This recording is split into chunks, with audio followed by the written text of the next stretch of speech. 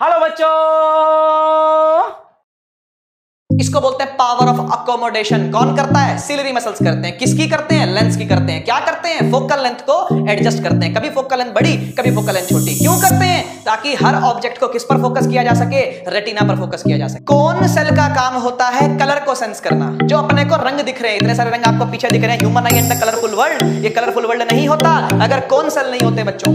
ये रंग बिरंगी दुनिया इतनी रंग बिरंगी नहीं होती अगर ये कौन सेल नहीं होते। और अगर 25 पर रख करके धुंधला दिख रहा है मम्मी को, दादी को, नानी को, प्रिंसिपल मैम को, प्रिंसिपल सर को, तो उनको क्या लगेगा? चश्मा लगेगा, है ना? स्कूल वाली मैडम को भी।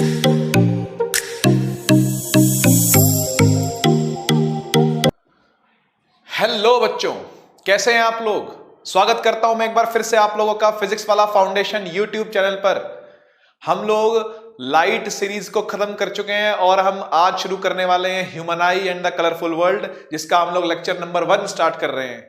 बच्चों, वैसे तो ये जो लेक्चर 1 में हम लोग पढ़ रहे हैं ये सब डिलीटेड सिलेबस है सीबीएसई 2021 के कोर्स का।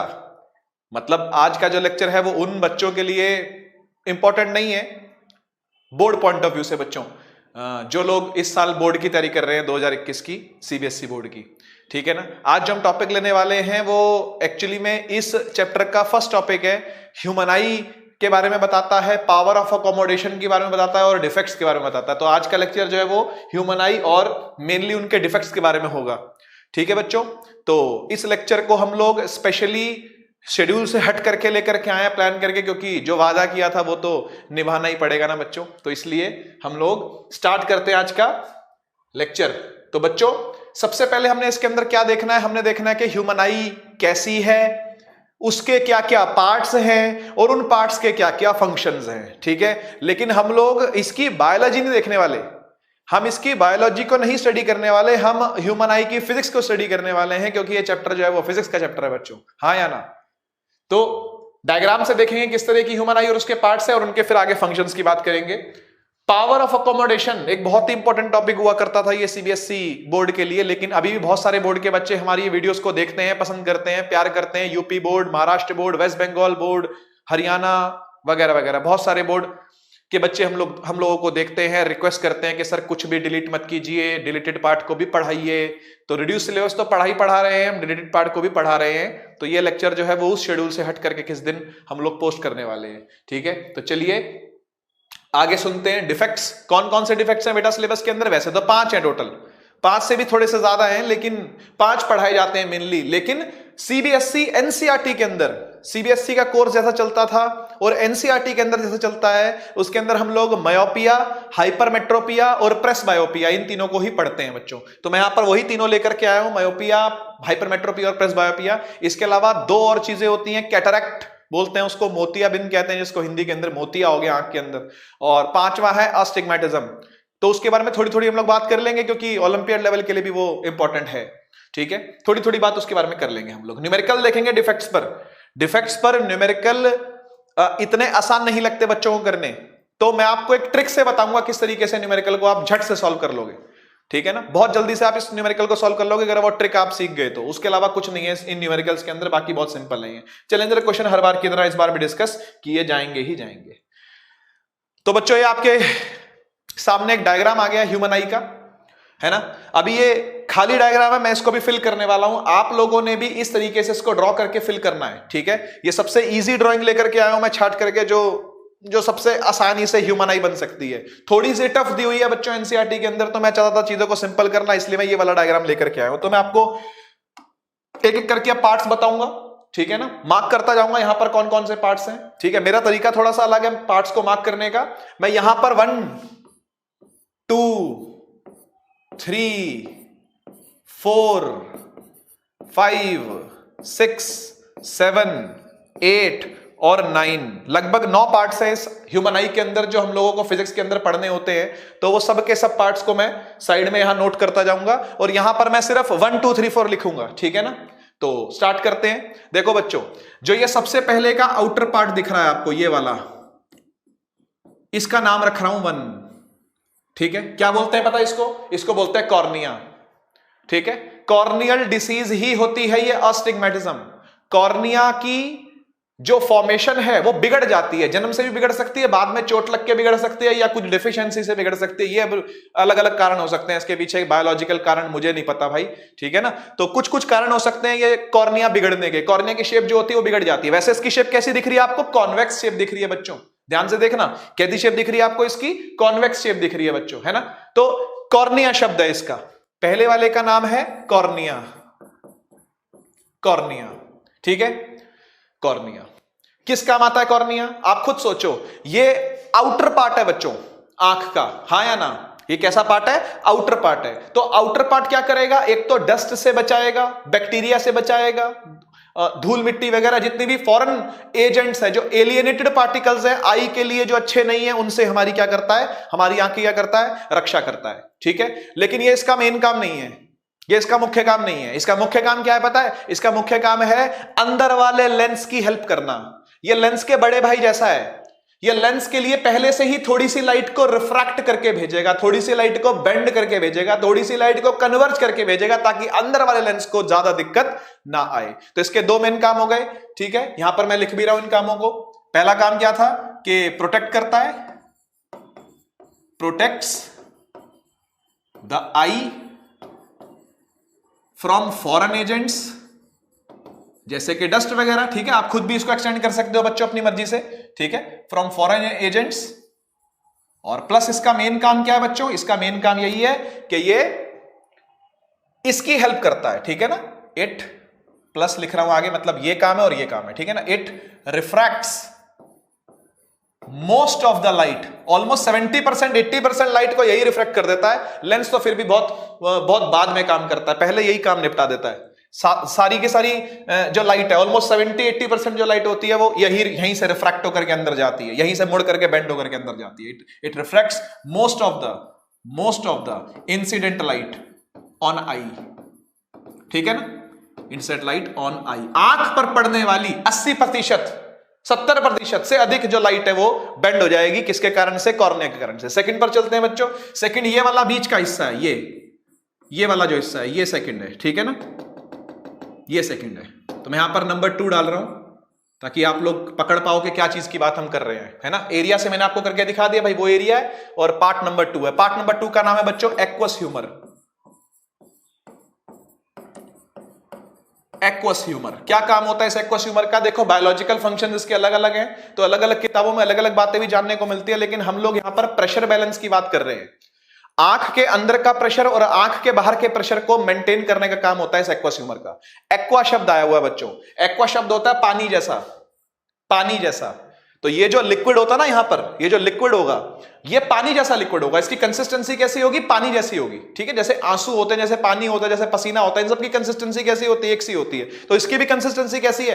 पानी के जैसी है, ठीक है। मैं यहां पर लिख रहा हूं इस बात को, it has water like consistency, water like consistency. एक तो ये बात हो गई। दूसरी बात क्या हो गई कि ये प्रेशर बैलेंस को मेंटेन करता है बच्चों, इनसाइड एंड आउटसाइड द आई, ठीक है। तो इसका काम है प्रेशर बैलेंस को मेंटेन करना, ठीक है, प्रेशर बैलेंस मेंटेन करना, ये इसका काम है, ठीक है जी। तो दो पार्ट हमने पढ़ लिए। तीसरा पार्ट और चौथा पार्ट, ये जो थर्ड और फोर्थ पार्ट है ना, ये मिलके काम करते हैं, ये जोड़ीदारी है, ये जोड़ी में काम करते हैं, ठीक है ना, ये पेयर में काम करते हैं। कैसे काम करते हैं? देखो थर्ड पार्ट कौन सा मैं आपको दिखा देता हूं।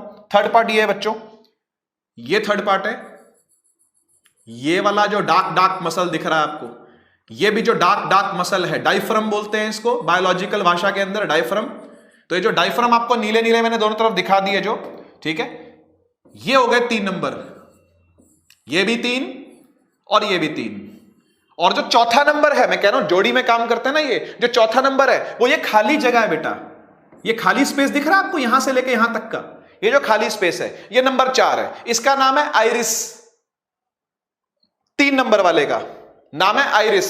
और जो बीच में खाली स्पेस दिखाया उसका नाम है प्यूपिल, ठीक है ना। ये सब नाम आपने बचपन में सुने हुए हैं, आइरिस, प्यूपिल, तो वही है यहां पर भी, ठीक है। तो 3 नंबर कौन है? 3 नंबर है आइरिस और 4 नंबर है प्यूपिल। 4 नंबर वहां दिखा देता हूं मैं, अभी दिखाया नहीं है मैंने, ये 4 नंबर है। ये जो छेद है ये 4 नंबर है, ठीक है ना। अब इसका काम क्या है, तो काम समझ लो, काम सुन लो भैया। ये जो 3 नंबर लिखे ना दोनों, ये खिड़की के पल्ले हैं। डोर समझते हो, दरवाजा। एक दरवाजा है जो ओपनिंग को ढके हुए है ना। एक ओपनिंग है जहां से आप लोग निकल सकते हो, आ सकते हो, जा सकते हो। आपके रूम का दरवाजा, आ सकते हो, जा सकते हो। तो वो जो छेद बना हुआ, जिस छेद से आप आते जाते हो, उसको क्या बोलते हो? उसको आप ओपनिंग बोलते हो। लेकिन ओपनिंग पर एक डोर लगा रहता है। उस डोर को आप बंद कर दोगे तो ओपनिंग बंद हो जाएगी, डोर को खोल दोगे तो ओपनिंग खुल जाएगी। ऐसी खिड़की के पल्ले होते हैं। अगर पल्ला बंद होगा तो खिड़की से कुछ नहीं दिखेगा, और पल्ला खुला होगा तो हवा भी आएगी, धूल भी आएगी, पशु पक्षी भी घुसाएंगे खिड़की में से आपकी, है ना। आप भी खिड़की से कूद के बाहर जा सकते हो। तो वही वाली बात है यहां पर भी। ये 3 नंबर जो है ना खिड़कियां हैं। जो आइरिस है वो खिड़की के पल्ले हैं, वो डोर है। और जो ये जो नंबर 4 है, ये ओपनिंग है। तो जो प्यूपिल है वो ओपनिंग है, और जो आइरिस है वो उस ओपनिंग को बंद और खोलने के दरवाजे हैं। ऐसा समझ सकते हो आप। समझ गए ना। जो 4 नंबर है वो ओपनिंग है। वो ओपनिंग है आंख के अंदर जाने की, लाइट ताकि आंख के अंदर चली जाए, उसकी वो ओपनिंग है। ठीक है ना। और उस ओपनिंग को बड़ा छोटा कौन कर सकता है? आइरिस कर सकता है। जैसे आप कभी दरवाजे को आधा खोल दो, कभी दरवाजे को पूरा खोल दो, कभी दरवाजे को 20% खोलो, कभी दरवाजे को 70% खोल दो। तो ये आपकी चॉइस है, लेकिन ये हमारी चॉइस में नहीं होता। ये इनवॉलंटरी मसल होता है। ये ब्रेन डिसाइड करता है आसपास के रिफ्लेक्सेस को देख करके, भाई कितनी आंख को खोलना है, कितनी आंख को नहीं खोलना, कितना प्यूपिल खुलेगा, कितना प्यूपिल नहीं खुलेगा। ठीक है ना। आपने वो जरूर सुना होगा कि जब किसी की डेथ होती है तो डेथ को कंफर्म करने के लिए कि वो मर गया है नहीं मर गया है, उसकी आंख में टॉर्च मारते हैं। तो टॉर्च मार करके देखते हैं उसकी आंख के अंदर हलचल हो रही है नहीं हो रही। अगर उसकी आंख के अंदर हलचल हो रही है तो इसका मतलब क्या है कि ब्रेन उसका भी एक्टिव है। ब्रेन उसका एक्टिव है और ब्रेन उसको सिग्नल दे रहा है कि भाई आंख के अंदर लाइट घुस रही है, तो ये छोटी होनी स्टार्ट हो जाती है। तो प्यूपिल जो होगा वो छोटा होना स्टार्ट हो जाएगा, यानी ये जो पल्ले हैं बढ़ जाएंगे। ये जो गेट है ये बंद होना स्टार्ट हो जाएगा, ये बंद होना स्टार्ट हो जाएगा। तो छेद जो होगा वो क्या हो जाएगा बच्चों? छोटा हो जाएगा, ताकि लाइट अंदर ना घुस सके। लाइट अंदर नहीं घुसेगी तो आंख को हार्म नहीं करेगी। लेकिन अगर सोचो ये पल्ले बंद ही ना हुए, आइरिस ने अपना काम ठीक से किया ही नहीं, ये मसल्स ने अपना काम ठीक से किया ही नहीं। आइरिस नाम का मसल है बच्चों ये। अगर ये मसल ने ठीक से काम किया ही नहीं तो ये छेद बड़ा ही रहेगा, छेद बड़ा ही रहेगा, और लाइट आएगी तो आंख को हार्म कर सकती है। अगर ज्यादा अमाउंट में लाइट पड़ गई, ज्यादा इंटेंसिटी की लाइट पड़ गई तो क्या करेगी बच्चों? आंख को हार्म कर देगी। समझ गए बात को। तो ये प्यूपिल और आइरिस जोड़ी में काम करते हैं। प्यूपिल, आइरिस लिख दिया और प्यूपिल लिख दिया मैंने। ठीक है ना। तो मैं यहां लिख रहा हूं, it is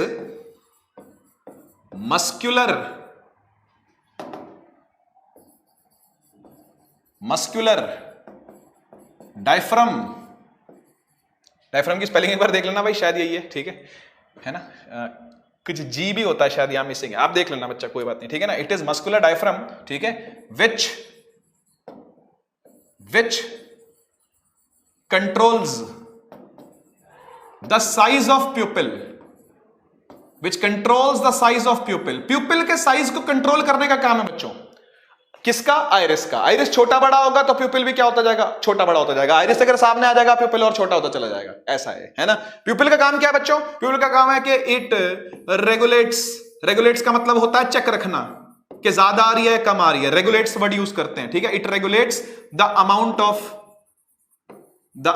of light entering inside the eye. Amount of light entering inside the eye. आंख के अंदर कितनी लाइट जा रही है, आंख के अंदर कितनी लाइट जा रही है, कौन डिसाइड करेगा?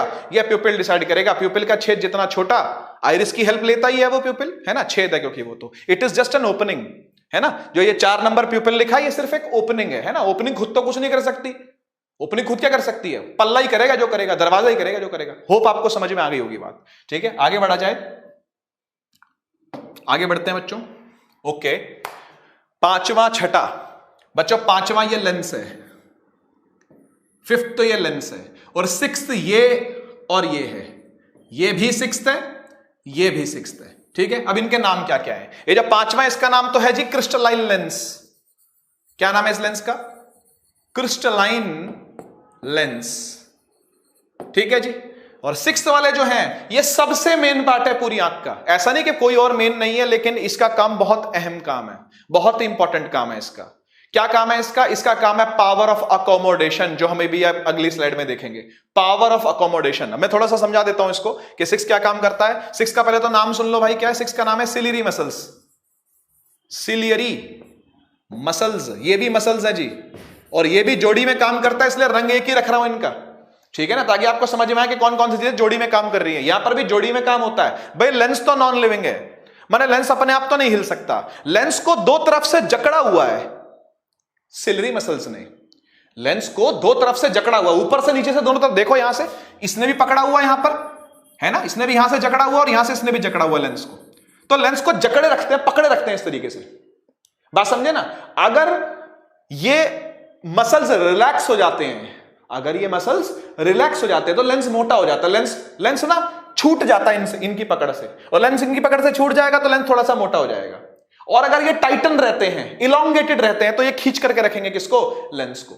मतलब इनके अंदर अगर रिलैक्सेशन होगी, अगर ये रिलैक्स नेचर में होंगे तो लेंस को मोटा कर देते हैं, ठीक है ना। और अगर ये टाइट नेचर में होंगे, यानी रिलैक्स नहीं होने का उल्टा होता है कॉन्ट्रैक्ट होना, तो ये अगर ये कॉन्ट्रैक्टेड होंगे तो लेंस को पतला रखते हैं, खींच के रखते हैं उसको, लेंस को। बात कुछ समझ में आई या नहीं आई? ऐसा क्यों होता है? क्यों मोटा रखते हैं, क्यों पतला रखते हैं? तो भाई ऐसा है कि कोई चीज आपकी आंख से बहुत दूर है और कोई चीज आपकी आंख के पास है, और आपको तो दोनों को साफ देखना है। बात समझने की कोशिश करना, वैसे नेक्स्ट स्लाइड में ये बात और अच्छे से समझाऊंगा। कोई चीज बहुत दूर है आंख से और कोई चीज बहुत पास है, आपको तो दोनों को फोकस करना है ना यार। लेंस का तो ये दायित्व बनता है, लेंस का तो ये रिस्पॉन्सिबिलिटी बनती है कि ये क्या करे, ये दूर वाली चीज को भी रेटिना पर फोकस करे। रेटिना क्या होती है? जहां पर हमारी आंख की स्क्रीन होती है, जहां पर हमको चीजें छपी हुई दिखती हैं, है ना। रेटिना ही सेंस करती है फोटोज को। फोटो मतलब जो भी ये लाइट दिख रही है हमको, कौन सेंस कर रहा है? रेटिना सेंस कर रही है वो, है ना। तो रेटिना पर जो बच्चों इमेज बनेगी, वो बनाने के लिए इस लेंस को दूर वाली चीज को भी फोकस करना है और पास वाली चीज को भी फोकस करना है। तो क्या करना पड़ेगा? इसको छोटा बड़ा होना पड़ता है, इसको अपनी फोकल लेंथ को छोटा बड़ा करना पड़ता है, इस लेंस को मोटा पतला होना पड़ता है। इसको बोलते हैं पावर ऑफ अकोमोडेशन। कौन करता है? सिलरी मसल्स करते हैं। किसकी करते हैं? लेंस की करते हैं। क्या करते हैं? फोकल लेंथ को एडजस्ट करते हैं, कभी फोकल लेंथ बड़ी, कभी फोकल लेंथ छोटी। क्यों करते हैं? ताकि हर ऑब्जेक्ट को किस पर फोकस किया जा सके? रेटिना पर फोकस किया जा सके। यह थ्योरी थी बच्चों। क्रिस्टलाइन लेंस और सिलरी मसल्स। क्रिस्टलाइन लेंस का काम क्या है यार? रिफ्रैक्शन करना, है ना। माने लाइट आती को क्या करेगा? फोकस कर देगा, रिफ्रैक्शन करना, ठीक है ना। और फोकस करना किस पर? Focus the image on retina, ठीक है ना।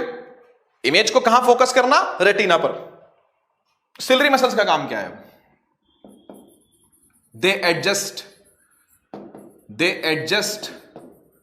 The focal length of the lens की फोकल लेंथ को छोटा बड़ा करने का काम करेंगे। लेंस को कभी पतला कर देंगे, कभी मोटा कर देंगे। मोटा पतला क्यों करेंगे? ताकि उसकी फोकल लेंथ चेंज होती रहे। पतले लेंस की फोकल लेंथ बड़ी होती है, मोटे लेंस की फोकल लेंथ छोटी होती है। तो फोकल लेंथ छोटी बड़ी करने के लिए सिलरी मसल्स काम में आते हैं। 7वां 8वां 9वां पढ़ते हैं। रंग खत्म हो गए, चलो कोई नहीं।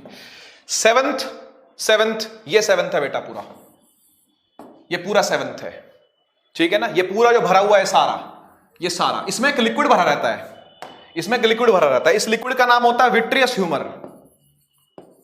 उम्मीद करता हूं आपको ये रंग दिख रहा होगा।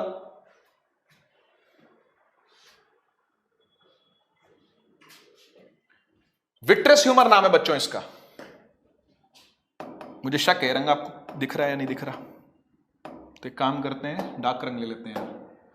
रिस्क कौन ले, है ना भाई, रिस्क कौन ले। ये 7 नंबर है, ये 7 नंबर है, ठीक है। 7 नंबर का नाम है विट्रियस ह्यूमर। जैसा एक्वस ह्यूमर था ना यार, 2 नंबर देखो, जैसा एक्वस ह्यूमर था ना वैसे विट्रियस ह्यूमर भी है, लेकिन यहां पर काम कुछ अलग है।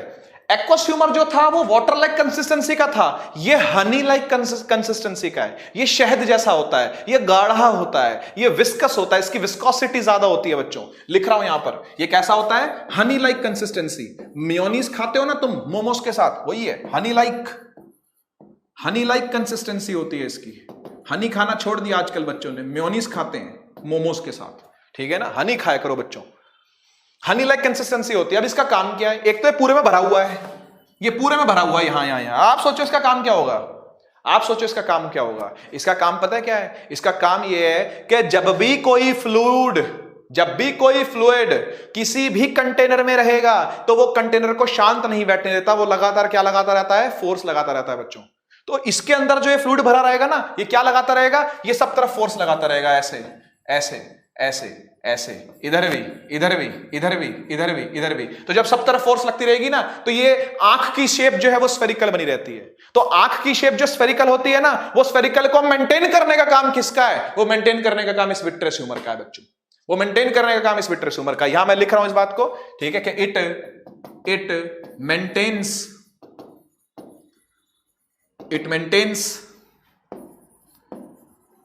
Spherical shape of I.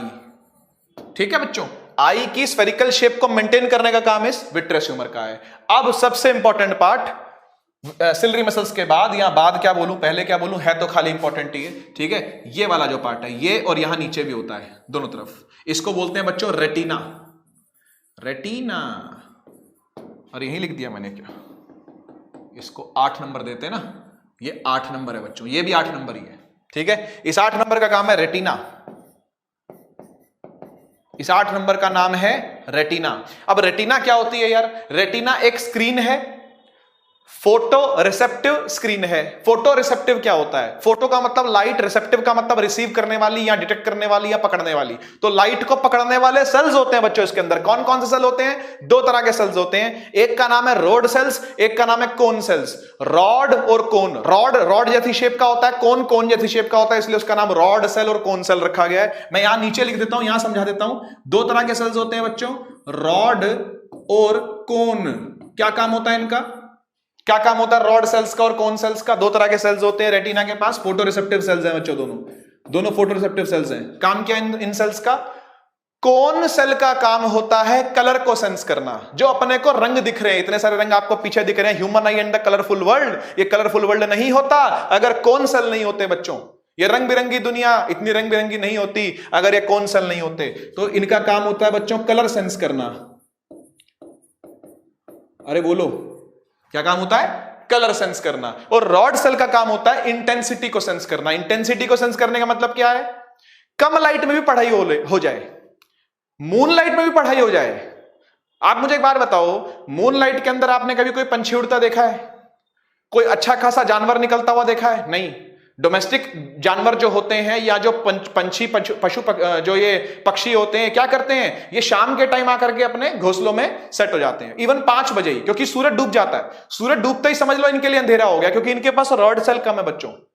Rod sales intensity को सेंस करते हैं। हम लोग ट्यूबलाइट में भी पढ़ लेते हैं, हम लोग मून लाइट में पढ़ लेंगे, हम तो हेडलाइट में पढ़ लेंगे, हम तो स्ट्रीट लाइट में पढ़ लेंगे, हम तो मोमबत्ती में पढ़ लेंगे, लेकिन पंछी को कुछ नहीं दिखता।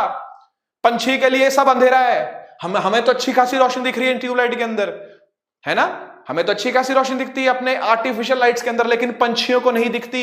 पंछियों को समझ में नहीं आएगा ये क्या है, पंछियों को समझ में नहीं आएगा क्या जल रहा है, ये कौन सी लाइट जल रही है। उनके लिए तो प्रकाश चाहिए, कैसा, सूरज का। तो जब सूरज उगता है तो उनका दिन शुरू होता है, वो उनकी एक्चुअल लाइट है, वो उनका एक्चुअल दिन है। तो वो इसलिए बच्चों क्योंकि वो छोटी मोटी लाइट को सेंस नहीं कर पाते। हम लोगों का रॉड सेल भी अच्छा, हम लोगों का कोन सेल भी अच्छा। परमात्मा ने हमारी रेटिना के अंदर कोन सेल भी खूब भर भर के दिए, रॉड सेल भी परमात्मा ने खूब भर भर के दिए, ताकि अपने को रात में भी इंसान जब वो काम कर सके, ठीक है ना। तो रात में भी अपन लोग काम करते ही हैं, है ना, अंदर रूम के अंदर, क्लोज रूम के अंदर भी हम लोग काम करते ही हैं। तो ये बात है। तो रॉड सेल का काम है बच्चों इंटेंसिटी को सेंस करना, इंटेंसिटी सेंस होती है, ठीक है। यानी डिम लाइट में भी काम कर लेगा, लैंप्स में भी काम कर लेगा, और मून लाइट में भी काम चल जाता है हल्का फुल्का, है ना। हेडलाइट में भी काम कर लेता है, रात को भी स्ट्रीट लाइट के अंदर भी काम कर लेता है, गाड़ी चला लेता है, ट्रक चला लेता है, बाइक चला लेता है, चलता रहता है सब, ठीक है। वो रॉड सेल की वजह से है। तो रेटिना का काम क्या है बच्चों, फोटो रिसेप्टिव स्क्रीन है, ये फोटो रिसेप्टिव स्क्रीन, ठीक है, जिस पर क्या बनेगी, इमेज बनेगी, ठीक है ना। Image is formed on this screen, ठीक है जी। इसी पर क्या बनती है, इमेज बनती है, रियल और इन्वर्टेड बनती है। बाकी ये ऑप्टिक नर्व आ गई, लास्ट वाला केस जो है ये ऑप्टिक नर्व है बच्चों, ऑप्टिक नर्व,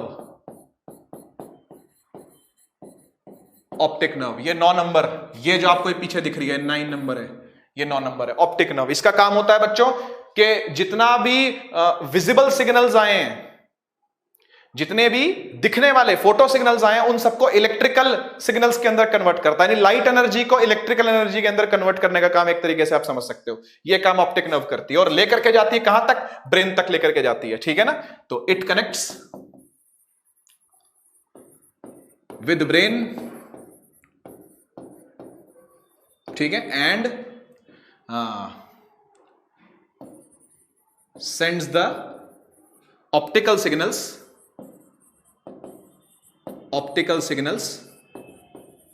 ठीक है ना, को कन्वर्ट करके किसमें? इलेक्ट्रिकल सिग्नल्स के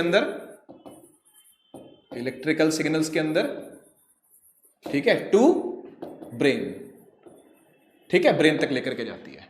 तो ये रहा भैया आपका नोट्स और ये रहे आपकी ह्यूमन आई, ठीक है। अब मैं उम्मीद करता हूं कि आपको ये टॉपिक समझ में आया होगा और नेक्स्ट टॉपिक पर हम लोग चलते हैं। वो नेक्स्ट टॉपिक है पावर ऑफ अकोमोडेशन का, ठीक है बच्चों। इसको नोट कर लो, बना लो, अपने हाथ से एक बार जरूर लिख करके देखना सब चीजों को, तब आपको चीजें याद होंगी। पावर ऑफ अकोमोडेशन हालांकि काफी इंपॉर्टेंट टॉपिक है ये, और ये बच्चों को थोड़ा सा कम समझ में आता है। समझ में कम क्यों आता है? क्योंकि थोड़ा सा विजुअलाइज नहीं कर पा रहे, इमेजिन नहीं कर पा रहे चीजों को। तो विजुअलाइजेशन जैसी बढ़ाओगे आपको ये टॉपिक समझ में आ जाएगा। मुझे एक बात बताओ, तुम चाहते हो कि हमेशा इमेज रेटिना पर ही बने, तभी तुम्हें साफ साफ दिखेगा ना। तुम क्या चाहते हो कि हमेशा इमेज कहां बने? रेटिना पर बने। मुझे एक बात बता बेटा, लेंस से लेकर के रेटिना तक का डिस्टेंस तो सेम है, यानी वी याद कर, इमेज डिस्टेंस होता है, हाँ या ना? वी क्या होता है? इमेज डिस्टेंस होता है, यानी आपका वी हमेशा क्या रहना है? आपका वी हमेशा कांस्टेंट रहना है। बोलो हाँ, आपका वी हमेशा क्या रहना है? कांस्टेंट रहना है। जितना भी डिस्टेंस होगा वो डिस्टेंस तो कांस्टेंट रहना है। सही बात है कि नहीं?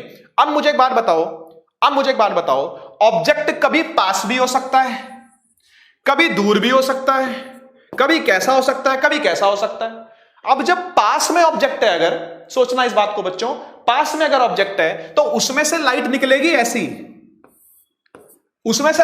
ऐसी, और जो दूर ऑब्जेक्ट है उसमें से लाइट आएगी ऐसी।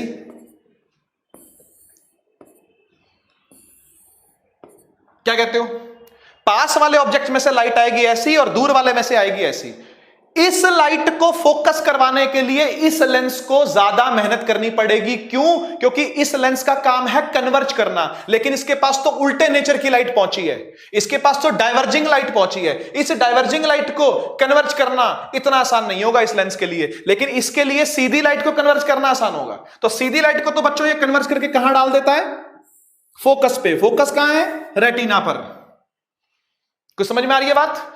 ये सीधी जो लाइट आई है इसको तो ये आसानी से फोकस कर देगा, लेकिन इसको फोकस करने के लिए इसको करनी पड़ेगी मेहनत, इसको होना पड़ेगा ज्यादा पावरफुल यानी ज्यादा मोटा। ये मैंने आपको बात बताई हुई है, जो हमारा लास्ट लेक्चर था लाइट का, उसमें पावर ऑफ द लेंस की बात मैंने करी है। बच्चों नहीं समझ में आ रही, इसको पॉज करके वो लेक्चर की शुरू की 15 मिनट की आप थ्योरी सुन करके आओ, आपको ये बात समझ में आने लग जाएगी। फैली हुई लाइट को फोकस करना आसान बात नहीं होगी, तो इसको क्या होना पड़ेगा? इसको मोटा होना पड़ेगा, और अगर ये मोटा होगा यानी इसकी पावर क्या होगी? ज्यादा होगी, तो इसकी फोकल लेंथ को क्या होना पड़ेगा बच्चों? कम होना पड़ेगा। और तब जाकर के क्या कर पाएगा? ये फोकस कर पाएगा कहां पर फोकस कर पाएगा? रेटिना पर फोकस कर पाएगा, रेटिना पर फोकस कर पाएगा लाइट को। मुझे एक बात बताओ, लेंस फॉर्मूला क्या होता है? 1/f बराबर 1/v माइनस 1/u। तेरी v जो है वो तो फिक्स हो गई है, ये तो फिक्स हो गया है। मुझे एक बात बताओ, इमेज डिस्टेंस तो फिक्स हो गया है, क्या आपका ऑब्जेक्ट डिस्टेंस फिक्स है? नहीं। आप कभी पढ़ाई भी करते हो तो पास आ जाता ऑब्जेक्ट, आप कभी दूर से मम्मी को देखते हो तो दूर चला जाता ऑब्जेक्ट, कभी टीवी देखते हो ऑब्जेक्ट दूर चला जाता है। दूर का पेड़ देख रहे हो, पास से फल देख रहे हो, पास का कुछ पढ़ रहे हो, मोबाइल की स्क्रीन स्क्रॉल कर रहे हो, तो कभी पास का भी देखना चाहते हो, कभी दूर का भी देखना चाहते हो। आप चाहते हो पास की चीजें भी फोकस हो, आप चाहते हो दूर की चीजें भी फोकस हो, यानी आपका यू तो होता जा रहा है चेंज। अरे क्या कहते हो? यू क्या होता जा रहा है? चेंज होता जा रहा है। तो तुम्हारी फोकल लेंथ क्या कांस्टेंट रहेगी क्या? आप खुद सोचो, एक चीज फिक्स हो गई है लेकिन इसको चेंज होना है, इसको चेंज होने के लिए क्या एफ कांस्टेंट रहेगा? तो ये भी कांस्टेंट, ये भी कांस्टेंट, ये बदलता जाएगा। ऐसा कोई भी फॉर्मूला ही नहीं बनता, ऐसा कोई फॉर्मूला नहीं हो सकता। आप लेकर के देख लो बेशक से, आप वैल्यूज लेकर के देख लो, v की वैल्यू को फिक्स रखना और u की वैल्यू को बदलते जाना, क्या f की वैल्यू सेम आती है क्या? ऐसा हो नहीं सकता, ऐसा हो ही नहीं सकता। अगर आपने u को चेंज करा है बच्चों, तो fb क्या होगा? fb चेंज होगा और फोकल लेंथ ही चेंज हो जा रही है। सोचो इस बात को जरा, फोकल लेंथ इज चेंजिंग। ये टिपिकल लेंस के अंदर पॉसिबल नहीं है, ये मेरे चश्मे वाले लेंस में पॉसिबल नहीं है कि मैं उसकी फोकल लेंथ को चेंज करता जाऊं। नहीं, ये तो फिक्स हो गई, ये तो मैन्युफैक्चरर ने जैसी बनानी थी बना दी, मार्केट में उतारनी थी उतार दी, चश्मे में लग गई। इसकी फोकल लेंथ को मैं चेंज नहीं कर सकता, लेकिन परमात्मा ने ऐसी क्वालिटी दी है ह्यूमन आई को, ऐसी क्वालिटी दी है एक जीवित आंख को कि वो क्या कर सकती है, वो अपनी फोकल लेंथ को चेंज कर सकती है बच्चों। वो लेंस को मोटा कर सकती है, वो लेंस को पतला कर सकती है, फोकल लेंथ को चेंज कर सकती है। किसके अकॉर्डिंग? ऑब्जेक्ट के अकॉर्डिंग, ताकि हमको क्या दिख जाए? हमको ऑब्जेक्ट दिख जाए। और ये बिना किसी कैलकुलेशन के, ये अपने आप ही नेचुरल ऐसा होता है बच्चों कि ये वाकई में एक चमत्कार ही है और कुछ नहीं है, कि आपका वी फिक्स होने के बावजूद भी यू चेंज होने की वजह से एफ को भी क्या होना पड़ता है? चेंज होना पड़ता है। और ये फटाफट होता है ना, ये फटाफट होता है। आपको बात समझ में आई होगी कि एफ को चेंज होना पड़ता है। तो इसलिए इस एबिलिटी को, जिसमें के फोकल लेंथ को एडजस्ट करना पड़ रहा हो बार बार, को कहते हैं पावर ऑफ अकोमोडेशन। अकोमोडेशन का मतलब ही होता है एडजस्टमेंट। अकोमोडेशन का दूसरा नाम, अकोमोडेट करने का मतलब होता है एडजस्ट करना। एडजस्ट करना, कौन एडजस्ट हो रहा है? कौन एडजस्ट हो रहा है? फोकल लेंथ एडजस्ट हो रही है।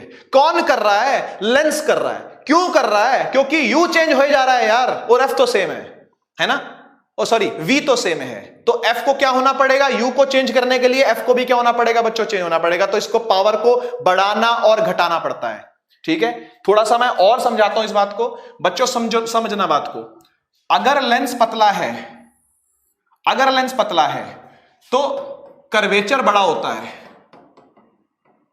कर्वेचर बड़ा होता है ना। इफ लेंस इज थिन, अगर थिन लेंस है तो कर्वेचर बड़ा होगा, तो फोकल लेंथ कैसी होगी यार? ज्यादा होगी। तो पावर कैसी होगी यार? कम होगी। क्या ये बात समझ में आई? अब मुझे एक बात बताओ, दूर का देखना चाहता है, अगर दूर ऑब्जेक्ट रखा हुआ, दूर का देखना चाहते हो, तो मोटा लेंस चाहिए कि पतला लेंस चाहिए? अरे पतला चाहिए, ज्यादा पावर थोड़ी चाहिए, क्योंकि सीधी लाइट अगर आएगी तो उसको तो ये आसानी से क्या कर देगा?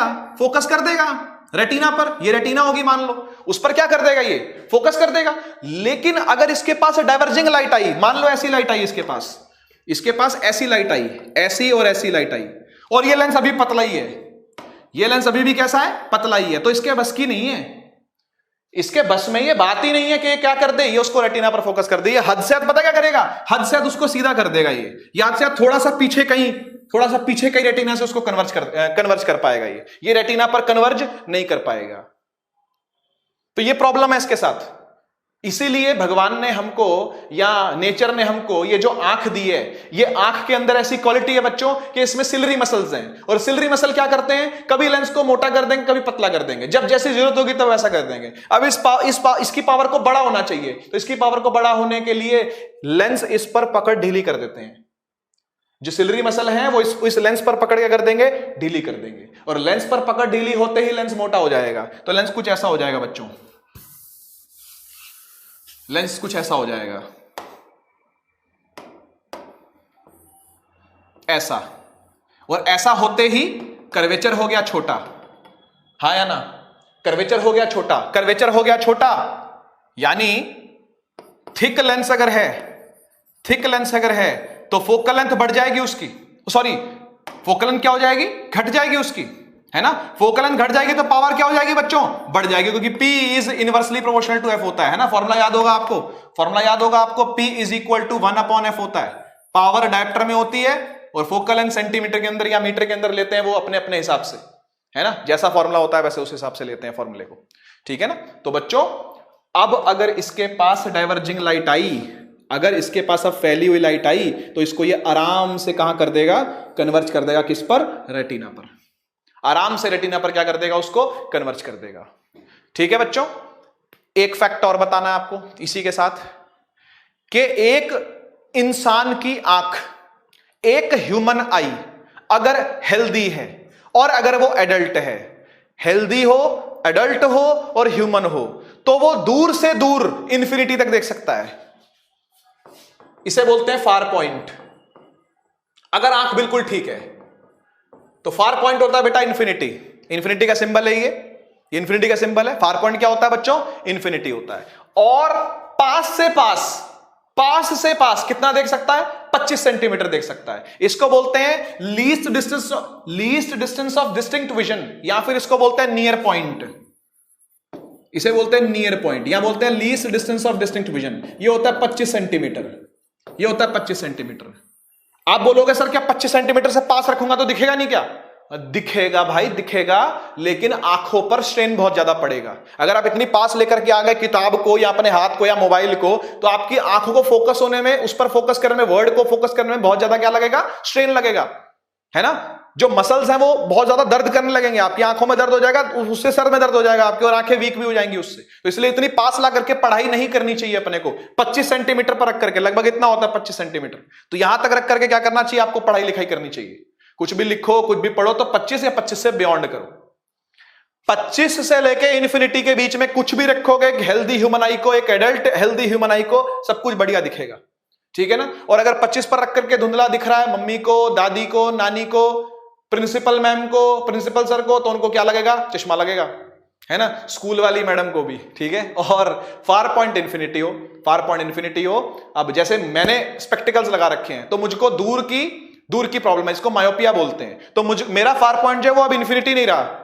मुझे अब इन्फिनिटी नहीं दिखता, मुझे इन्फिनिटी से अब कुछ पास दिखता है। कुछ 80 सेंटीमीटर ही दिख पाता है मुझे, या 120 सेंटीमीटर ही दिख पाता है मुझे, या 1.5 मीटर ही दिख पाता है मुझे, या 2 मीटर ही दिख पाता है मुझे। इससे मुझे बियॉन्ड नहीं दिखता। तो एक कुछ ना कुछ डिफेक्ट आंख के अंदर आ जाता है विद रिस्पेक्ट टू टाइम, या विद रिस्पेक्ट टू एज, या विद रिस्पेक्ट टू कुछ भी हो सकता है। फिजिकल एक्टिविटी हो सकती है, ये डेफिशिएंसी हो सकती है, या फिर ये हेरिडिटी भी हो सकता है ना। बाकी बायोलॉजी की बातें हैं, अपन ने तो फिजिक्स की बातें करनी थी यहां पर, तो वो सारी बातें कर ली। तो फार पॉइंट बच्चों इन्फिनिटी, दूर से दूर हम लोग इन्फिनिटी देख सकते हैं। दूर के तारे दिखते हैं कि नहीं दिखते?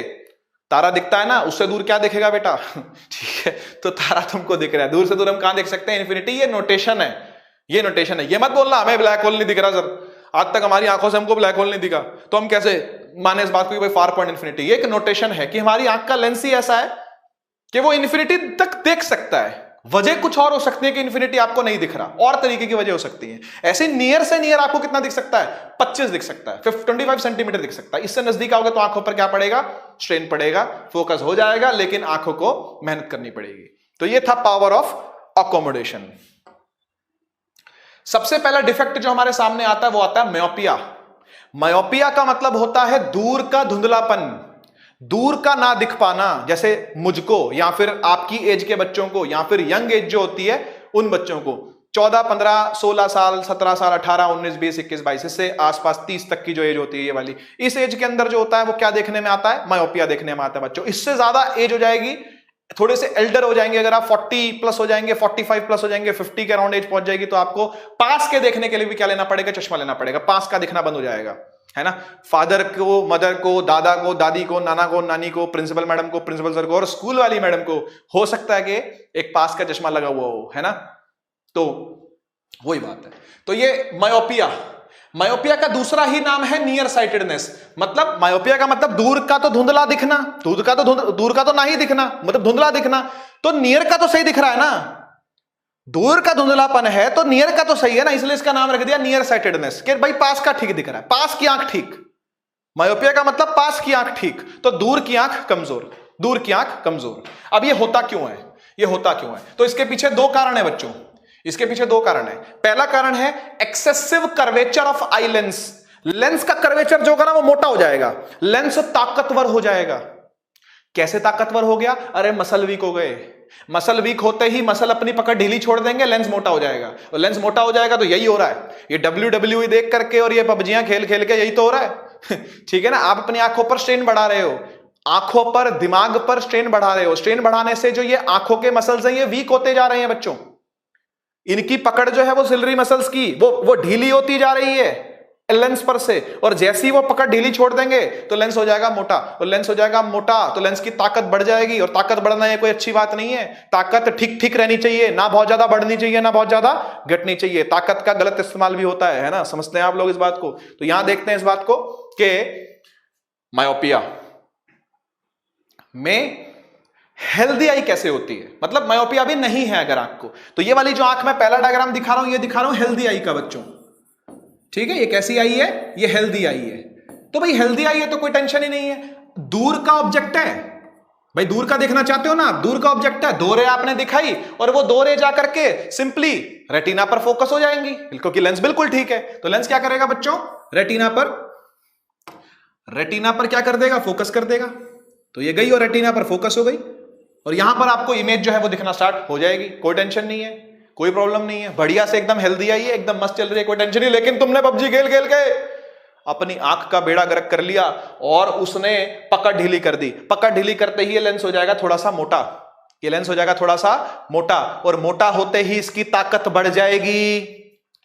लेंस होगा मोटा, मोटा होगा तो पावर बढ़ जाएगी, पावर बढ़ते ही फोकल लेंथ घट जाएगी। पहले फोकस कर रहा था रेटिना पर, अब फोकल लेंथ कम हो गई, अब यहीं कहीं फोकस कर देगा, समझ रहे हो, रेटिना से पहले ही फोकस कर देगा, तो की ताकत बढ़ गई ना, कन्वर्जिंग पावर बढ़ गई। कन्वर्जिंग पावर बढ़ गई का मतलब क्या, दूर फोकस नहीं करता, पास ही में फोकस कर देता है। तो ये क्या कर देगा, ये पास में फोकस कर देगा। कैसे, ऐसे, ये देखो, ये डिफेक्टेड आई है, इसको मैं मायोपिक आई बोलूंगा। क्या बोलूंगा इसको, मायोपिक आई। ये डिफेक्टेड आई है। सीधी रे आई, सीधी रे आई, क्योंकि दूर से देख रहे, दूर के ऑब्जेक्ट को देख रहे थे ना आप, तो सीधी रे आएगी आएगी, और इसकी पावर बहुत ज्यादा बढ़ गई है, तो अब ये वहां फोकस नहीं करता, अब ये पहले ही फोकस कर देता है, अब ये पहले ही फोकस कर देता है, इधर ही फोकस हो जाता है। तो वहां तक क्या पहुंचा, रेटिना तक क्या पहुंचा, रेटिना तक तो ये पहुंचा, ये पहुंचा।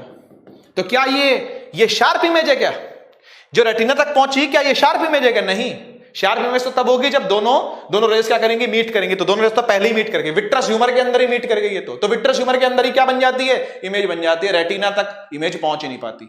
ये कहानी है मायोपिया की, ये कहानी है मायोपिया की। अब इस मायोपिया को ठीक कैसे करें, उसके लिए तीसरा डायग्राम है, इसको बोलेंगे करेक्टेड आई, इसे बोलेंगे करेक्टेड आई। अब करेक्ट कैसे करें इसको, मुझे एक बात बताओ, लेंस की ताकत बढ़ गई है घट गई है, बढ़ गई है या घट गई है, पावर देख लो, बढ़ गई है या घट गई है, अरे बढ़ गई है, बढ़ गई है तो चश्मा लगाना पड़ेगा, यानी लेंस लगाना पड़ेगा। तो मैं इसको करेक्ट करने के लिए कौन सा लेंस लगाऊं, इसके सपोर्ट में लेंस लगाऊं या इसके अपोज में लेंस लगाऊं, मतलब पावर को बढ़ाने वाला लेंस लगाऊं या पावर को घटाने वाला लेंस लगाऊं। अरे पावर को घटाने वाला लगाऊंगा यहां पर, इसके सेम नेचर का लेंस नहीं लगाऊंगा, इससे ऑपोजिट नेचर का लेंस लगाऊंगा। यानी कौन सा लेंस लगाऊंगा मैं यहां पर, मैं यहां लगाऊंगा कॉनकेव लेंस। इसके आगे लगेगा कौन सा lens, concave lens. Concave lens लगेगा, क्यों, क्योंकि इसकी ताकत बढ़ गई है बेटा। तो ये इसको पागल बनाएगा, ये बोलेगा भाई लाइट सीधी तो आ नहीं रही, लाइट तो ऐसे आ रही है, लाइट तो ऐसे आ रही है, इसको तो सीधी मिली ना, इसको तो लाइट सीधी मिली ना, ये इसको थोड़ी सी फैली हुई देगा, ये इसको थोड़ी सी फैली हुई देगा। ये बोलेगा बेटा लाइट तो ऐसी आ रही है, फैली हुई आ रही है। ये बोलेगा अच्छा फैली आ रही है, कोई नहीं, ताकतवर मैं बहुत हूं, मैं बहुत ताकतवर हूं, मैं इसको कहां फोकस कर दूंगा, रेटिना पर। पहले कर नहीं पा रहा था रेटिना पर, लेकिन अब जब फैली हुई लाइट मिलेगी तो इसके बस की है अब किस पर फोकस करना, रेटिना पर। तो ऐसी लेंस लगा लगा के देखते हैं कि भाई कौन कितना डाइवर्स करवा के भेजेगा लाइट को, ताकि ये कहां बन जाए, ताकि ये बन जाए रेटिना पर। अब जाकर के कहां बनेगी इमेज, रेटिना पर बनेगी। तो इस तरीके से लेंस क्या करता है, ये लेंस इसको पागल बना देगा, बोलेगा भाई लेंस लाइट जो आ रही है वो तो फैली आ रही है, अच्छा फैली आ रही है, कोई नहीं मैं बहुत ताकतवर हूं, लगा भाई जोर लगाया, सीधा कहां बन गई, रेटिना पर बन गई। इस तरीके से होता है, इस तरीके से होता है। और थोड़ा सा समझना चाहते हो अगर आप, तो आप इसको पीछे एक्सटेंड करो,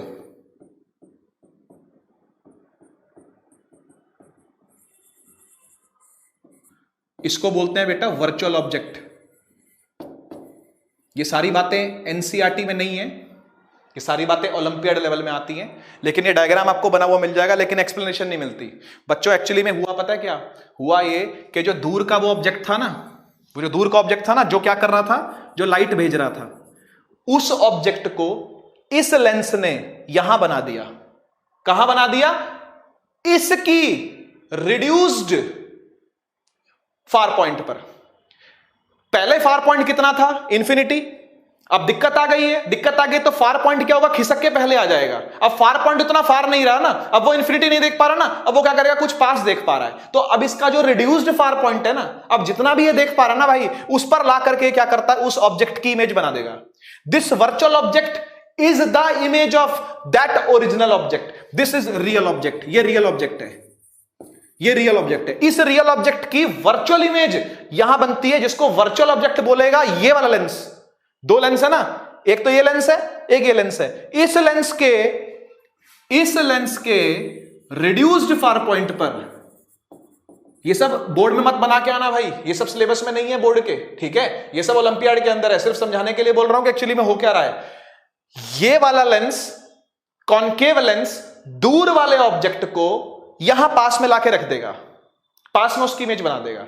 ये वाला बोलेगा अरे यही तो पड़ा ऑब्जेक्ट, इसकी तो मैं आराम से इमेज बना लूंगा, ताकत बढ़ गई है ना, बोलेगा इसकी तो मैं आराम से बना लूंगा। दूर वाला मैं नहीं देख पा रहा, कोई नहीं, पास वाला तो मैं देख पा रहा हूं। अब उसको लगेगा यहीं से लाइट निकल रही है, यहीं से लाइट निकल रही है, ऐसे ऐसे करती हुई, ऐसे ऐसे करती हुई, और कहां बना देगा उसको, वो रेटिना पर बना देगा। तो ये थ्योरी है बेटा इसकी, रिड्यूस्ड फार पॉइंट पर रख देता है, ये रिड्यूस फार पॉइंट पर रख देता है, ठीक है। मैंने आपको ओलंपियाड लेवल से ये चीज बताई है, ये चीजें हैं नहीं सिलेबस में, सीबीएसई बोर्ड में या मेरे ख्याल स्टेट बोर्ड्स के अंदर भी ये नहीं होगी, मुझे जहां तक लगता है। ये ओलंपियाड लेवल पर ये बातें बताई जाती है कि वर्चुअल ऑब्जेक्ट की क्या थ्योरी होती है। चलिए कोई बात नहीं। पहला है excessive curvature of eye lens, दूसरा है elongation of eye ball. Eye ball खिंच गया है, आई बॉल खिंच के मोटा हो गया है। ये रातों रात नहीं होता, बचपन से होता है। ऐसा नहीं होगा कि रात को तुम सोचते छोटी छोटी आंखें थी, सुबह खोल के देखी तो बड़ी बड़ी आंखें हो गई, ऐसा एक दिन में नहीं होता। कुछ एक्सीडेंटल केस हो सकता है, या कुछ बचपन से हो सकता है, या कोई डेफिशिएंसी हो सकती है, या कोई बीमारी हो सकती है। इस वजह से क्या होता है, आई बॉल इलोंगेट हो जाती है, यानी खिंच जाती है आई बॉल, मोटी आई बॉल हो जाएगी। मोटी आई बॉल हो जाएगी, फिर से पावर बढ़ जाएगी, पावर बढ़ जाएगी तो यही सब काम होगा जो अभी ये हो रहा है यहाँ पर, इस जगह पर जो ये काम हो रहा है, पावर के बढ़ने की वजह से यही काम होगा जब क्या होगी, इलोंगेट हो जाएगी आई बॉल, ठीक है ना। तो दो कॉजेज हो गए बच्चों, कॉजेज लर्न करने होते हैं, तो कॉजेज को आपने ढंग से पढ़ना है, ढंग से समझना है। पहला है excessive curvature of eye lens, के लेंस मोटा हो गया है, मोटा यानी पावर ज्यादा यानी फोकल लेंथ कम, तो पहले ही बन गई है इमेज, ठीक है ना। ये मायोपिया था। नेक्स्ट आता है हाइपरमेट्रोपिया, इसका उल्टा। ये ऐसा डिफेक्ट है बच्चों जिसके अंदर पास का नहीं दिखता, दूर का दिखता है। माने बड़े बुजुर्गों में ये ज्यादातर देखने में आता है, 45-50 इससे ज्यादा जो एज, एल्डर एज होती है उसके अंदर ये देखने में आता है बच्चों, हाइपरमेट्रोपिया। हाइपरमेट्रोपिया का दूसरा नाम है फार साइटेडनेस, कि भाई दूर का तो साफ दिख रहा है ना, तो भाई दूर की ठीक नजर, पास की नजर कमजोर, दूर की ठीक नजर, पास की नजर कमजोर। आया समझ में। कॉजेज होता क्यों है, पहला कॉज पढ़ो, decrease in the power of eye lens.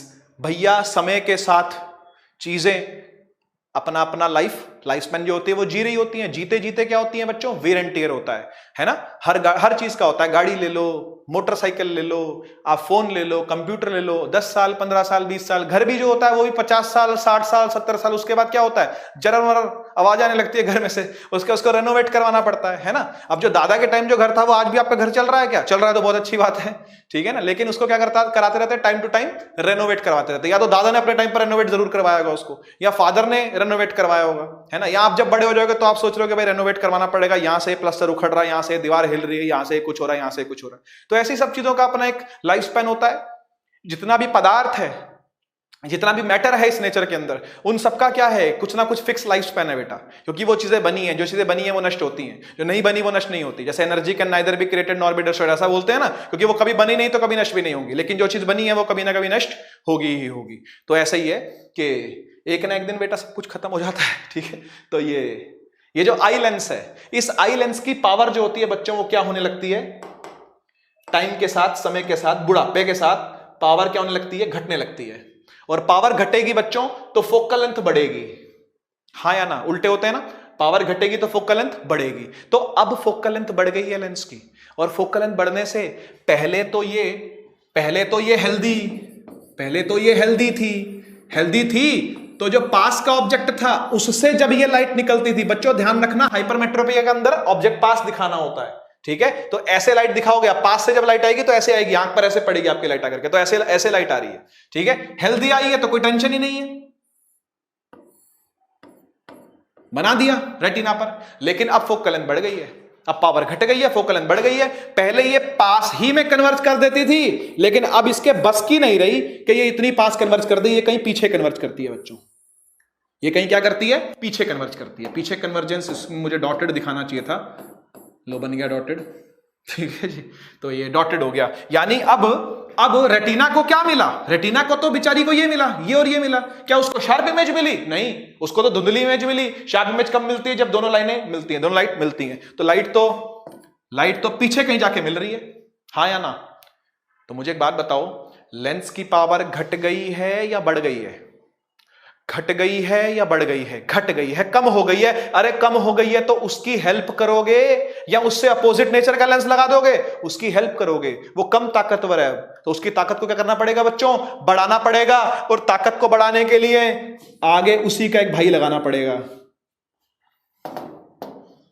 उसी का एक भाई लगाना पड़ेगा, क्योंकि अंदर जो नेचर था वो कॉन्वेक्स का था, वो कन्वर्जिंग था। तो बाहर भी कैसा लगाना पड़ेगा बच्चों? लेंस, कन्वर्जिंग लेंस या फिर कॉन्वेक्स लेंस ही बाहर आपको लगाना पड़ेगा। तो बूढ़ों को, बुजुर्गों को, बड़े लोगों को जो लेंस लगता है वो कॉन्वेक्स लेंस लगता है बच्चों, ठीक है? क्यों लगता है? सीख लो कि भाई ये ऑब्जेक्ट है, इसके पास से जब लाइट निकली, इसमें से जब लाइट निकली तो इसने क्या कर दिया भाई? इसने तो फैला दिया, यहां से तो फैली हुई निकली। ये क्या करेगी? ये बोलेगी यार चल मैं तेरा थोड़ा सा काम हल्का कर देती हूं, तेरा हल्का, मैं जो तेरा लोड है ना वो आधा ले लेती हूं। तो ये इसका क्या करेगी? लोड आधा कर देगी, लोड कम कर देगी। इसका लोड कैसे कम करेगी? हल्की सी लाइट को ना मोड़ देगी, हल्की सी लाइट को ये मोड़ देगी। अब ये बोलेगी भाई ठीक है, तूने मेरा आधा काम कर दिया, आधा काम मैं कर लूंगी, कोई दिक्कत नहीं है। आधा काम कौन सा करना था कि भाई इसको उठा करके कहां बना देना था? कहां बना देना था? रेटिना पर, ऐसे, ठीक है ना? तो ये जिस भी तरीके से हुआ है ना, ये ऐसे पीछे जाकर के यहां और ये ऐसे आके यहां, इस रियल ऑब्जेक्ट का, इस रियल ऑब्जेक्ट का, अब वही बात है, ये भी सिलेबस में नहीं है जो बता रहा हूं, ठीक है ना? लेकिन कोई बात नहीं, सुन लो। इस रियल ऑब्जेक्ट का एक वर्चुअल इमेज, एक वर्चुअल ऑब्जेक्ट की फॉर्म में यहां बनता है, जो किसकी हेल्प करता है? इस वाले लेंस की हेल्प करता है। इस लेंस को ये दिख रहा होगा, इस लेंस को ये दिख रहा होगा, इस लेंस को ये नहीं दिख रहा होगा, इस लेंस को ये दिख रहा है। लेकिन समझ गए ना? ये लेंस 1 तो ये ऑब्जेक्ट 1, ये लेंस 2 तो भाई इसके लिए ये वाला ऑब्जेक्ट 2। यानी इस लेंस को यहां से ऐसा लग रहा होगा भाई यहां से लाइट आ रही है, तो वो तो कहेगा कोई दिक्कत नहीं भाई, दूर से ही लाइट आ रही है, कोई नहीं, उसको तो मैं फोकस कर ही दूंगा, इतनी ताकत तो अभी मुझ में है, अभी भी इन बाजुओं में इतना दम तो है, तो उतना दम है तो भाई इसलिए क्या कर देगा? उसको रेटिना पर फोकस कर देगा, ठीक है? उम्मीद करता हूं आपको ये कुछ बातें समझ में आई होंगी, ठीक है? चलो नेक्स्ट पर चलते हैं बच्चों। नेक्स्ट है ओल्ड एज हाइपरमेट्रोपिया, दूसरा नाम है ये किसका? प्रेसबायोपिया का। प्रेसबायोपिया क्या होता है? दोनों चीजें होती हैं, दोनों चीजें। कौन कौन सी दोनों चीजें? मायोपिया भी और हाइपरमेट्रोपिया भी, दोनों चीजें आती हैं इसके अंदर। यानी दूर का भी नहीं दिखता, पास का भी नहीं दिखता। थोड़ी सी और ओल्ड एज में चले जाओ, 50 को पार कर जाओ, 60 तक पहुंच जाओ, 70 तक पहुंच जाओ, ठीक है ना? तो आपको उस एज में जाकर के ये दोनों चीजें देखने में आती हैं कि एक इंसान को मायोपिया भी है और हाइपरमेट्रोपिया भी है। दूर का भी पास नहीं दूर का भी ठीक से नहीं दिखता और पास का भी ठीक से नहीं दिखता। तो भाई वजह क्या है? कॉज क्या है? कॉज नंबर 1, भाई समय के साथ फ्लेक्सिबिलिटी लूज हो जाती है लेंस की, ठीक है? इसे ये भी लिख सकते हैं कि ड्यू टू ओल्ड एज, है ना? अकर्स ड्यू टू एजिंग, देखो लिखा हुआ है। तो एजिंग की वजह से या ओल्ड एज होने की वजह से ये जो फ्लेक्सिबिलिटी है खो देते हैं, लेंस जो है वो फ्लेक्सिबिलिटी खो देता है, रिजिडनेस ज्यादा आ जाती है। तो ना तो दूर का फोकस कर पाता है ना पास का फोकस कर पाता है। दूर के अपने पोते तोते दोतियां पोतियां भी नहीं दिखते, है ना? और पास का अखबार और अपनी गीता रामायण जो पढ़ते रहते हैं बुजुर्ग लोग, वो भी नहीं दिखती, है ना? तो दोनों के लिए क्या लेना पड़ता है? चश्मा लेना पड़ता है ना? तो वही वाली बात है। तो decrease in flexibility of eye lens क्यों आई? क्योंकि ओल्ड एज आई है, ठीक है ना? और दूसरा आया gradual weakening of ciliary muscle, ये भी ओल्ड एज की वजह से ही है यार। वीक क्यों हुआ मसल, वीक क्यों हुआ लेंस? इसलिए हुआ यार क्योंकि बुढ़ापा आ गया, है ना? बुढ़ापा सब कुछ ले जाएगा। इन दिस अ पर्सन में suffer from both myopia and hypermetropia, दोनों से सफर करने लगता है इंसान। तरीका क्या है इसको ठीक करने का?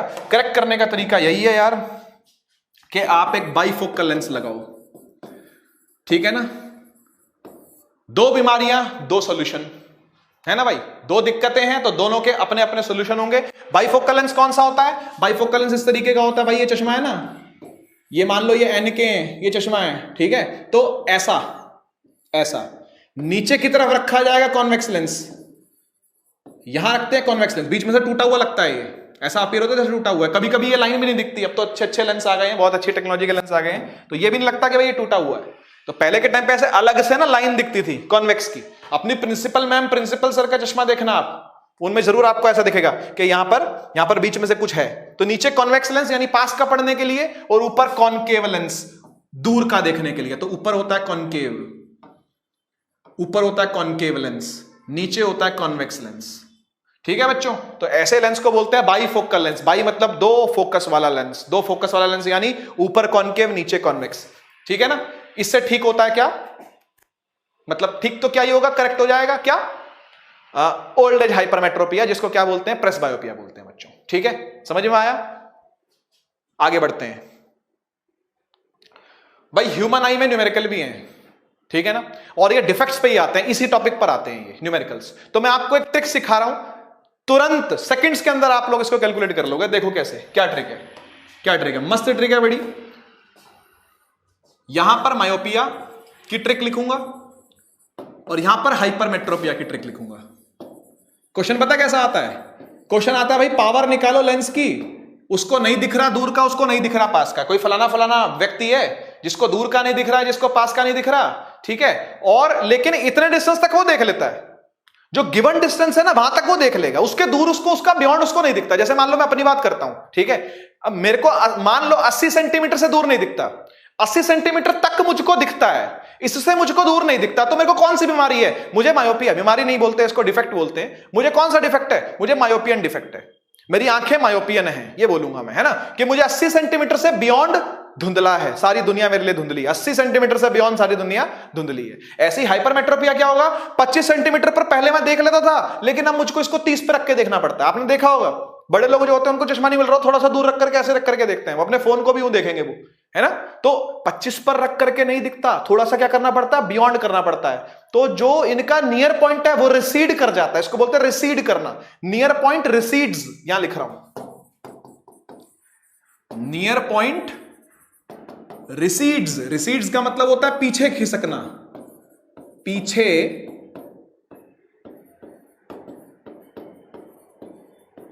खिसकना।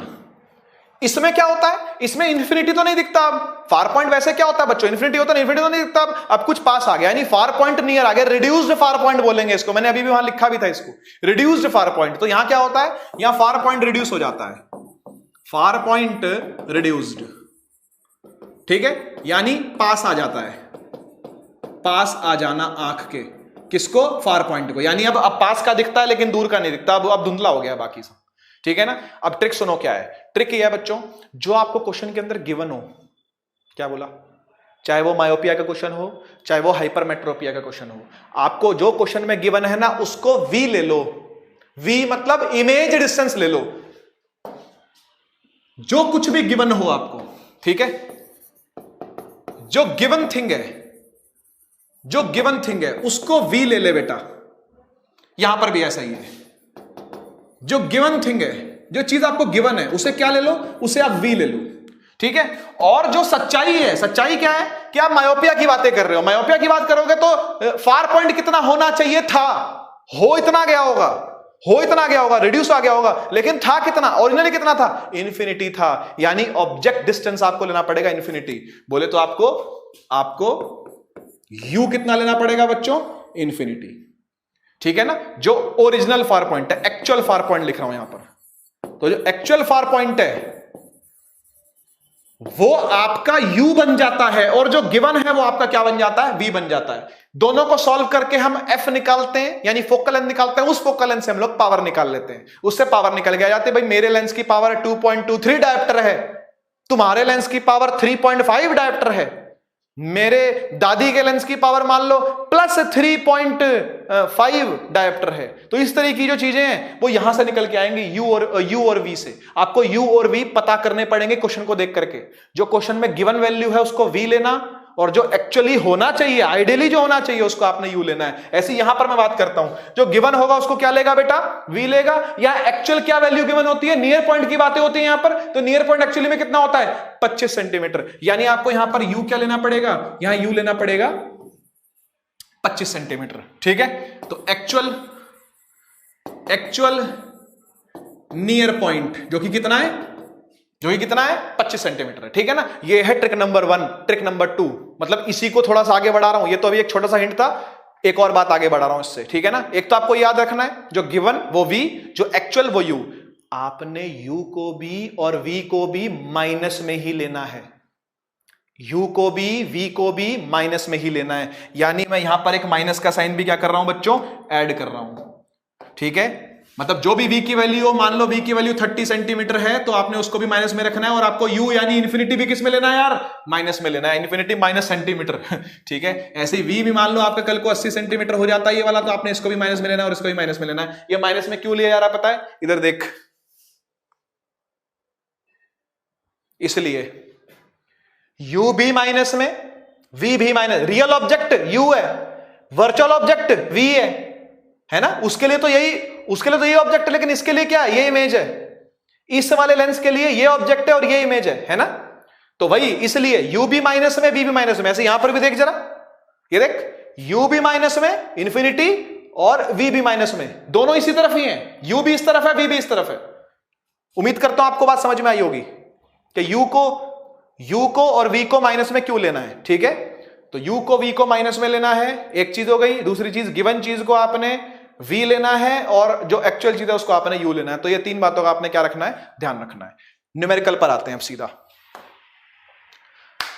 मैं सॉल्व करता हूं न्यूमेरिकल को, उसके बाद सेकंड वाला आप ट्राई करना बच्चों। ठीक है, ऊपर वाला मैं कर रहा हूं, नीचे वाला आप करना। देखो क्या दिया हुआ है, कह रहा है a person with a myopic eye, मेरी बात कर रहा है, कह रहा है उसको 1.2 मीटर से पीछे कुछ नहीं दिखता, बेचारा 1.2 मीटर से दूर वो कुछ नहीं देख पाता। What should be the type of corrective lens used to restore proper vision and find its power.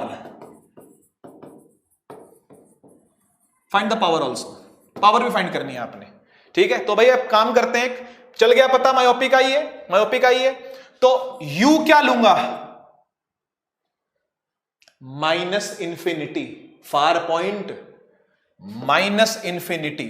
v क्या लूंगा, 1.2 मीटर, इसको सेंटीमीटर में कन्वर्ट करता हूं, कर दूं 120 सेंटीमीटर आएगा, क्या कहते हो, है ना, माइनस का आएगा, लेकिन है ना, u और v किस में लेना है बच्चों, माइनस में लेना है। आओ पावर निकालने के लिए पहले हम लोग फोकल लेंथ निकाल लें, उस फोकल लेंथ से हम लोग पावर निकाल लेंगे। क्या लगाऊंगा, 1/f बराबर 1/v minus 1/u, lens formula लगता है, lens formula 1/f is equal to 1/v कितना भाई, माइनस 120, और ये है माइनस का इंफिनिटी।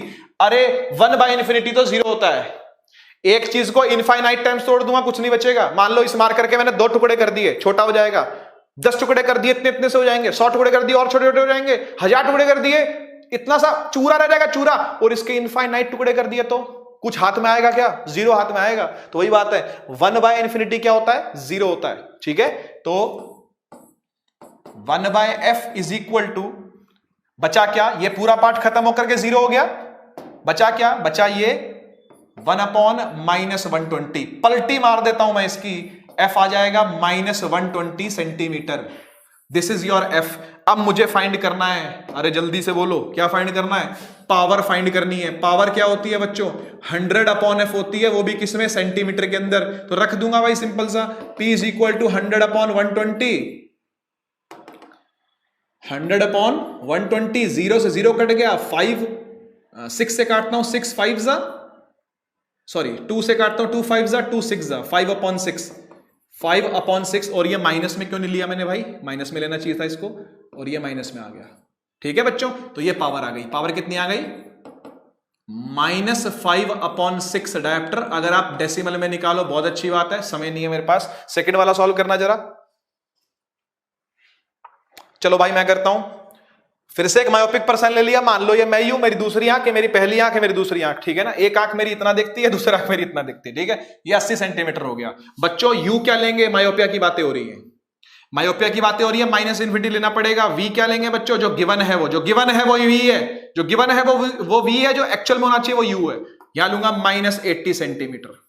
ठीक है जी, एफ निकालेंगे और एफ के बाद हम लोग क्या निकालेंगे, पावर निकालेंगे। यही है ना पूछा हुआ, what is the nature and power. भाई नेचर ही पूछा हुआ यहां पर, और यहां पर टाइप पूछी हुई है, ये तो मैंने आंसर किया ही नहीं, मैं आपको टाइप भी आंसर कर देता हूं यार। पावर नेगेटिव में किस लेंस की होती है, लेंस वाला topic, power of the lens याद करके आना पड़ेगा आपको। वहां से आपको पता होना चाहिए कि पावर जो होती है वो माइनस में होती है सिर्फ और सिर्फ कॉनकेव लेंस की, और कॉनकेव ही है जो मायोपिया को ठीक करता है, कॉनकेव ही है जो मायोपिया को ठीक करता है। और इसका नेचर कैसा होता है, नेचर पूछ ले तो इसका नेचर होता है डाइवर्जिंग। लाइट चैप्टर से हम ये सारी बातें सीख करके आए हैं। ये कैसा लेंस होता है बच्चों, डाइवर्जिंग लेंस होता है। इसका नेचर कैसा है, डाइवर्जिंग है। इसको कैलकुलेट करते हैं फटाफट से। 1/f is equal to 1/v minus 1/u। 1/f तो नहीं पता, लेकिन 1/v माइनस 80 और 1/- इंफिनिटी। अब ये भाई साहब खत्म हो जाना, जीरो हो जाना इसने तो, और यहां रह जाएगा 1/f इज इक्वल टू 1/-80। पलटी मार दूंगा इसकी मैं, और पलटी मारते ही आ जाएगा f बराबर -80 सेंटीमीटर। ये तो आ गई फोकल लेंथ, लेकिन अपने को तो पावर चाहिए होती है और नेचर चाहिए होता है। तो पावर हो गया 100/f, क्योंकि यही फॉर्मूला है सेंटीमीटर वाला, है ना, सेफ रहता है, आसान रहता है, इसलिए 100/f कर लिया करो यार। -80 यहां पर लिख दिया मैंने, ये हो गया 100/-80। 0 से 0 कट गया, ये 4 पे या 5 पे 2 से काटा इसको, -1.25 डायोप्टर। पावर कितनी आ गई, -1.25 डायोप्टर। लेंस कैसा है भाई, लेंस कॉनकेव है। लेंस का नेचर कैसा है भाई, डाइवर्जिंग है। तो लेंस का नेचर पूछा था ना यार, डाइवर्जिंग नेचर का ये होता है लेंस। ठीक है, इतनी बात आ गई समझ में, आगे बढ़ा जाए भाई। ये मैं सॉल्व नहीं करूंगा पूरा, सॉल्व तो ये आप ही करोगे।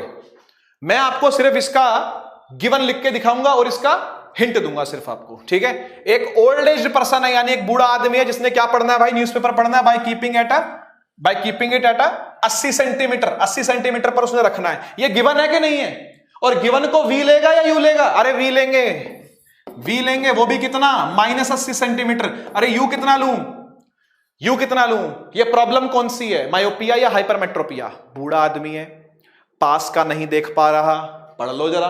N old age person can read the newspaper by keeping it 80 centimetre in front of his eye, यानी 25 पर नहीं देख पा रहा अब ये, अब कहां देखता है, 80 पर देखता है। तो इसका जो यू लेंगे बच्चों, क्या लेंगे, -25 सेंटीमीटर लेंगे। क्या कहते हो, है ना, क्या लेंगे, -25 सेंटीमीटर। वी क्या लेंगे, -80 सेंटीमीटर। ठीक है, कैलकुलेट करा जाए, एफ को भी पी को भी, सेम वही फॉर्मूले, सेम वही तरीका, सॉल्व करना है, कमेंट में आंसर करना है, टेलीग्राम ग्रुप में आंसर करना है, जहां मन करे वहां आंसर करना है इसको। ठीक है, ये बेटा चैलेंजर क्वेश्चन है, इसको भी सॉल्व करना है, पिछले वाले को भी सॉल्व करना है। ठीक है, तो ये चैलेंजर क्वेश्चन है, इसको तो करना ही करना है आपने। ठीक है जी बच्चों, नेक्स्ट एपिसोड के अंदर, यानी ये जो लेक्चर खत्म हो जाएगा, इसके बाद जो रेगुलर शेड्यूल के अंदर लेक्चर आएगा, उसके अंदर हम लोग पढ़ेंगे रिफ्रैक्शन थ्रू ग्लास प्रिज्म। ये सब कुछ सिलेबस में है, सीबीएसई बोर्ड के 2021 के। ठीक है, सब कुछ बोर्ड में आएगा यहां से, इधर से। ठीक है, तो अगले एपिसोड के अंदर, यानी सेकंड एपिसोड के अंदर, हम लोग मोनोक्रोमेटिक लाइट से पढ़ेंगे ग्लास प्रिज्म के रिफ्रैक्शन को, डिस्पर्जन ऑफ लाइट देखेंगे कैसे होती है, एक लाइट किस तरीके से 7 रंगों में बढ़ जाती है, वो सारी बातें यहां पर करनी है अपने को। रिकॉम्बिनेशन ऑफ डिस्पर्स लाइट, एक डिस्पर्स लाइट है, वो कैसे रिकंबाइन करके वापस से व्हाइट लाइट बन जाती है, वो सारी बातें यहां पर। ठीक है, रेनबो फॉर्मेशन काफी इंपॉर्टेंट टॉपिक है यार, हर साल लगभग इस लेक्चर में से लगभग लगा लो 2 या 3 नंबर का क्वेश्चन आता ही आता है बच्चों। ठीक है, PYQ।